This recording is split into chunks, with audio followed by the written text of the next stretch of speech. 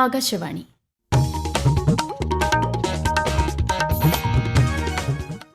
നമസ്കാരം. പ്രാദേശിക വാർത്തകൾ വായിക്കുന്നത് കൃഷ്ണ പ്രകൃതി.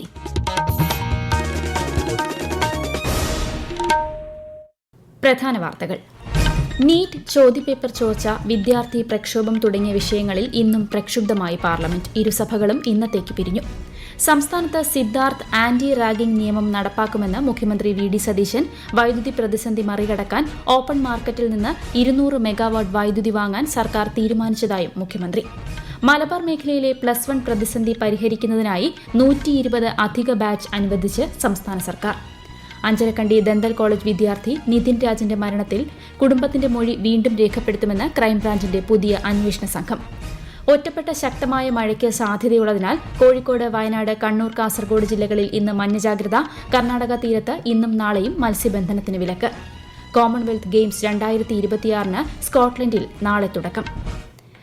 വാർത്തകൾ വിശദമായി. നീറ്റ് ചോദ്യപേപ്പർ ചോർച്ച, വിദ്യാർത്ഥി പ്രക്ഷോഭം തുടങ്ങിയ വിഷയങ്ങളിൽ ഇന്നും പ്രക്ഷുബ്ധമായി പാർലമെന്റ്. ഇരുസഭകളും ഇന്നത്തേക്ക് പിരിഞ്ഞു.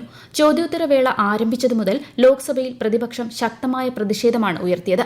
നീറ്റ് ചോദ്യപേപ്പർ ചോർച്ചയിൽ ചർച്ചയ്ക്ക് സർക്കാർ തയ്യാറാണെന്ന് പാർലമെന്ററി കാര്യമന്ത്രി കിരൺ റിജിജു ലോക്സഭയെ അറിയിച്ചു. പ്രതിപക്ഷം ചർച്ചയ്ക്ക് തയ്യാറാകാതെ തടസ്സങ്ങൾ ഉന്നയിക്കുകയാണെന്നും അദ്ദേഹം വിമർശിച്ചു.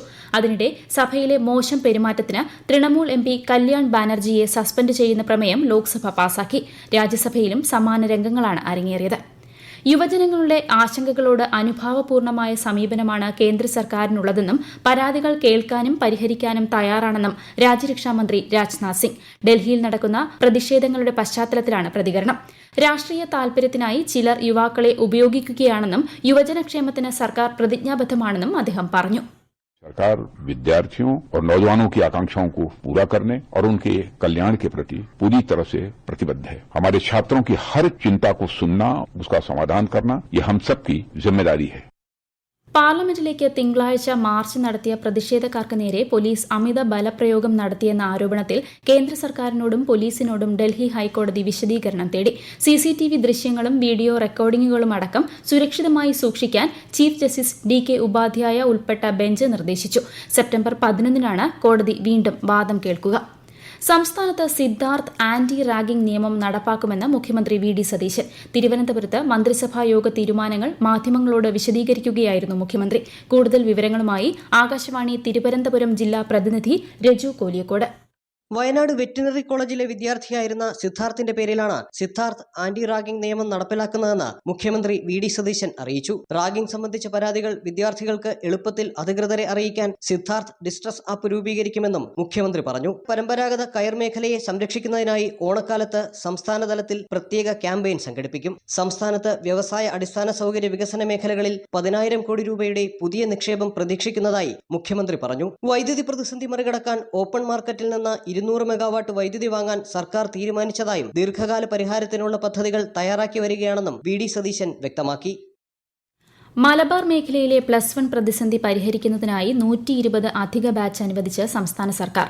ഇതുപ്രകാരം 7,200 വിദ്യാർത്ഥികൾക്ക് അധികമായി പ്രവേശനം ലഭിക്കും. പാലക്കാട് 30, മലപ്പുറത്ത് 60, കോഴിക്കോട് 20, കാസർഗോഡ് 10 താൽക്കാലിക അധിക ബാച്ചുകളാണ് അനുവദിച്ചത്. ഒരു ബാച്ചിൽ 60 വിദ്യാർത്ഥികൾക്കാണ് പ്രവേശനം ലഭിക്കുക.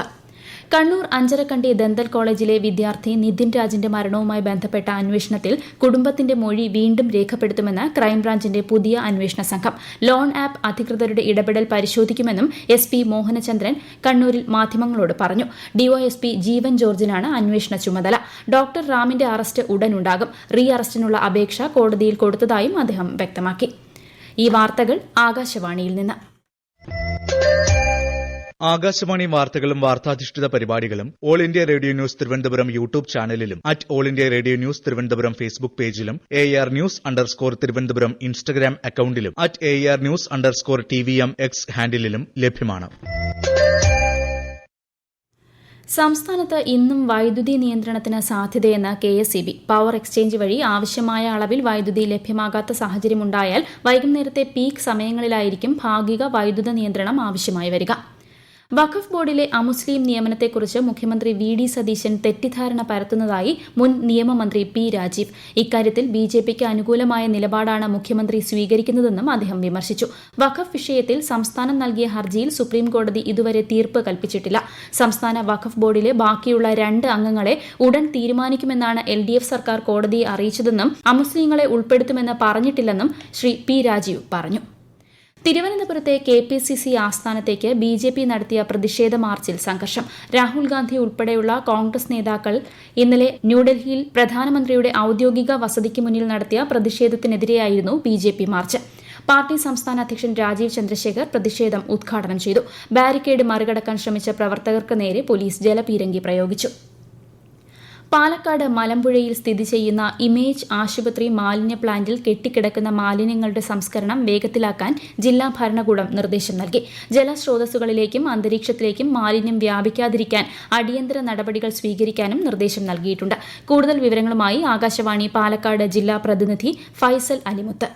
ഇമേജ് പ്ലാന്റിൽ കെട്ടിക്കിടക്കുന്ന ആശുപത്രി മാലിന്യം 180 ദിവസത്തിനകം സംസ്കരിക്കണമെന്നാണ് ജില്ലാ ഭരണകൂടം ആവശ്യപ്പെട്ടിരിക്കുന്നത്. പ്ലാന്റിനെതിരെ പരാതി ഉയർന്ന സാഹചര്യത്തിൽ കഴിഞ്ഞ ദിവസം ജില്ലാ കളക്ടർ K. സുധീർ സ്ഥലം സന്ദർശിച്ചിരുന്നു. സംസ്ഥാനത്തെ വിവിധ ജില്ലകളിൽ നിന്നുള്ള ആശുപത്രി മാലിന്യം ഇവിടെ എത്തിച്ചാണ് സംസ്കരിക്കുന്നത്.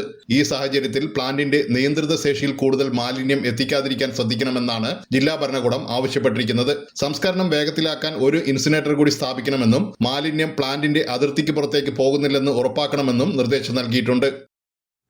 എറണാകുളം കാലടി പാലത്തിൽ നാളെ മുതൽ രാത്രികാല ഗതാഗത നിയന്ത്രണം ഏർപ്പെടുത്തി. പാലത്തിൽ അടിയന്തര അറ്റകുറ്റപ്പണികൾ നടത്തുന്നതിനാൽ ഈ മാസം 25 വരെ രാത്രി 10 മുതൽ രാവിലെ 6 മണി വരെയാണ് ഗതാഗത നിരോധനം. മസ്തിഷ്ക മരണം സംഭവിച്ച കൊല്ലം കോർപ്പറേഷൻ കൌൺസിലർ കുരീപ്പുഴ സ്വദേശി B. അജിത് കുമാറിന്റെ 5 അവയവങ്ങൾ ദാനം ചെയ്യും. പക്ഷാഘാതത്തെ തുടർന്ന് ചികിത്സയിലിരിക്കെ ഇന്ന് പുലർച്ചെയാണ് മസ്തിഷ്ക മരണം സംഭവിച്ചത്. സംസ്ഥാനത്ത് വിവിധ ജില്ലകളിൽ ഒറ്റപ്പെട്ട ശക്തമായ മഴയ്ക്ക് സാധ്യതയെന്ന് കേന്ദ്ര കാലാവസ്ഥാ വകുപ്പ്. കോഴിക്കോട്, വയനാട്, കണ്ണൂർ, കാസർഗോഡ് ജില്ലകളിൽ ഇന്ന് മഞ്ഞ ജാഗ്രത പ്രഖ്യാപിച്ചു. കണ്ണൂർ, കാസർഗോഡ് ജില്ലകളിൽ നാളെയും മഞ്ഞ ജാഗ്രതയാണ്. ശക്തമായ കാറ്റിനും മോശം കാലാവസ്ഥയ്ക്കും സാധ്യതയുള്ളതിനാൽ കർണാടക തീരത്ത് ഇന്നും നാളെയും മത്സ്യബന്ധനത്തിന് വിലക്കേർപ്പെടുത്തി. കോമൺവെൽത്ത് ഗെയിംസ് 2026 സ്കോട്ട്ലൻഡിലെ ഗ്ലാസ്ഗോയിൽ നാളെ തുടക്കം. 13 ഇനങ്ങളിലായി 120-ലേറെ താരങ്ങളാണ് ഇന്ത്യയ്ക്കായി മത്സരത്തിനിറങ്ങുന്നത്. അത്ലറ്റിക്സ്, ബോക്സിംഗ്, ഭാരോദ്വഹനം എന്നിവയിലാണ് ഇന്ത്യയുടെ മെഡൽ പ്രതീക്ഷ. 2022 കോമൺവെൽത്ത് ഗെയിംസിൽ ഇന്ത്യ 22 സ്വർണം ഉൾപ്പെടെ 61 മെഡലുമായി 4ാം സ്ഥാനത്ത് എത്തിയിരുന്നു. ഓഗസ്റ്റ് 2-നാണ് ഗെയിംസിന്റെ സമാപനം. രാജ്യത്തെ ഓഹരി വിപണികളിൽ നഷ്ടം. സെൻസെക്സ് 715 പോയിന്റ് നഷ്ടത്തിൽ 76,755-ലും നിഫ്റ്റി 191 പോയിന്റ് നഷ്ടത്തിൽ 23,996-ലും വ്യാപാരം അവസാനിപ്പിച്ചു. സ്വർണ്ണവിലയിൽ വർധന. പവന് 1,680 രൂപ കൂടി 1,07,440 രൂപയും ഗ്രാമിന് 13,430 രൂപയുമാണ് ഇന്നത്തെ വില. ദേശീയ സെൻസസ് 2027 ഭാഗമായുള്ള വീടുകളുടെ വിവരശേഖരണം കേരളത്തിൽ പുരോഗമിക്കുന്നു. ആദ്യഘട്ടത്തിൽ ഭവനങ്ങളുടെയും കെട്ടിടങ്ങളുടെയും കണക്കെടുപ്പാണ് ആരംഭിച്ചത്. സെൽഫ് എന്യൂമറേഷൻ നടത്താത്ത കുടുംബങ്ങളുടെ വിവരങ്ങൾ എന്യൂമറേറ്റർമാർ നേരിട്ട് രേഖപ്പെടുത്തും. ജൂലൈ 31 വരെയാണ് എന്യൂമറേഷൻ. പ്രധാനമന്ത്രി നരേന്ദ്രമോദി ആകാശവാണിയിലൂടെ ജനങ്ങളുമായി ആശയങ്ങൾ പങ്കുവയ്ക്കുന്ന പ്രതിമാസ റേഡിയോ പ്രഭാഷണ പരിപാടി മൻ കി ബാത്തിന്റെ 136-ാം പതിപ്പ് ഈ ഞായറാഴ്ച. പരിപാടിയിലേക്കുള്ള ആശയങ്ങളും നിർദ്ദേശങ്ങളും നമോ ആപ്പ്, മൈ GOV എന്നിവയിലൂടെയും 1800-11-7800 എന്ന ടോൾ ഫ്രീ നമ്പറിലൂടെയും വെള്ളിയാഴ്ച വരെ പങ്കുവയ്ക്കാം. പ്രധാന വാർത്തകൾ വീണ്ടും. നീറ്റ് ചോദ്യപേപ്പർ ചോർച്ച, വിദ്യാർത്ഥി പ്രക്ഷോഭം തുടങ്ങിയ വിഷയങ്ങളിൽ ഇന്നും പ്രക്ഷുബ്ധമായി പാർലമെന്റ്. ഇരുസഭകളും ഇന്നത്തേക്ക് പിരിഞ്ഞു. സംസ്ഥാനത്ത് സിദ്ധാർത്ഥ് ആന്റി റാഗിംഗ് നിയമം നടപ്പാക്കുമെന്ന് മുഖ്യമന്ത്രി VD സതീശൻ. വൈദ്യുതി പ്രതിസന്ധി മറികടക്കാൻ ഓപ്പൺ മാർക്കറ്റിൽ നിന്ന് 200 മെഗാവാട്ട് വൈദ്യുതി വാങ്ങാൻ സർക്കാർ തീരുമാനിച്ചതായും മുഖ്യമന്ത്രി. മലബാർ മേഖലയിലെ +1 പ്രതിസന്ധി പരിഹരിക്കുന്നതിനായി 120 അധിക ബാച്ച് അനുവദിച്ച് സംസ്ഥാന സർക്കാർ. അഞ്ചരക്കണ്ടി ദന്തൽ കോളേജ് വിദ്യാർത്ഥി നിതിൻ രാജിന്റെ മരണത്തിൽ കുടുംബത്തിന്റെ മൊഴി വീണ്ടും രേഖപ്പെടുത്തുമെന്ന് ക്രൈംബ്രാഞ്ചിന്റെ പുതിയ അന്വേഷണ സംഘം. ഒറ്റപ്പെട്ട ശക്തമായ മഴയ്ക്ക് സാധ്യതയുള്ളതിനാൽ കോഴിക്കോട്, വയനാട്, കണ്ണൂർ, കാസർഗോഡ് ജില്ലകളിൽ ഇന്ന് മഞ്ഞ ജാഗ്രത. കർണാടക തീരത്ത് ഇന്നും നാളെയും മത്സ്യബന്ധനത്തിന് വിലക്ക്. കോമൺവെൽത്ത് ഗെയിംസ് 2026 സ്കോട്ട്ലൻഡിൽ നാളെ തുടക്കം. പ്രാദേശിക വാർത്തകൾ കഴിഞ്ഞു. അടുത്ത വാർത്താ പ്രക്ഷേപണം രാത്രി 7:25.